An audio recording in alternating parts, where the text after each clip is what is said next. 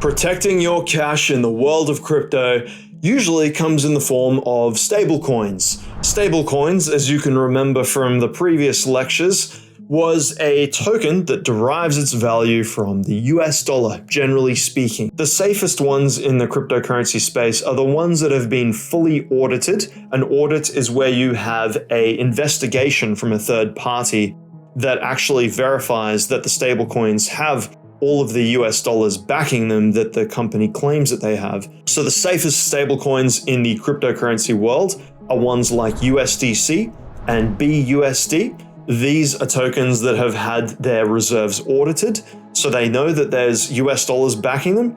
Ones that are slightly less safe, coins like USDT. So Tether, one of the reasons why it's so controversial is because nobody has been able to verify the reserves of USDT, or at least that's where most of the controversy comes from. This is a problem because if we do not have the ability to audit the cryptocurrency and know whether or not it's backed by all of these US dollars, then how does it get its peg to the US dollar? 1-to-1. We don't know. So you will find often, if you look at the size of the market caps between all the different stablecoins, the ones which are the safest are the ones that have the largest market share, because by definition, the people using these stablecoins are trying to avoid risk in the first place. Therefore, we use the stablecoins that are the biggest, the ones with the largest market cap, and the ones that are audited and backed by US dollars. This means we also generally avoid stablecoins that are asset-backed or stablecoins that are algorithmic.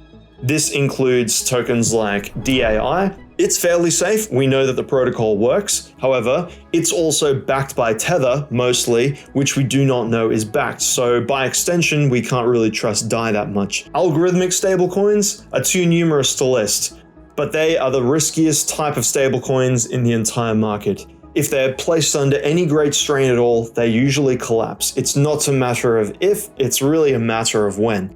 And we recommend that you stay as far away from them as possible. This means that if you are tempted by a very high interest rate on some sort of decentralized finance protocol, it would be highly likely that you are being trapped or you are being compelled into taking a position in an algorithmic stablecoin farm. This is the only way that they can encourage people to hold these algorithmic stablecoins, because everybody knows they're too damn dangerous. So to summarize, do not use any other stablecoins unless they're backed by US dollar reserves. USDC, BUSD, these are the ones at the time of recording that are the most safe. They're the ones the professors use, and they're the ones that we recommend you use.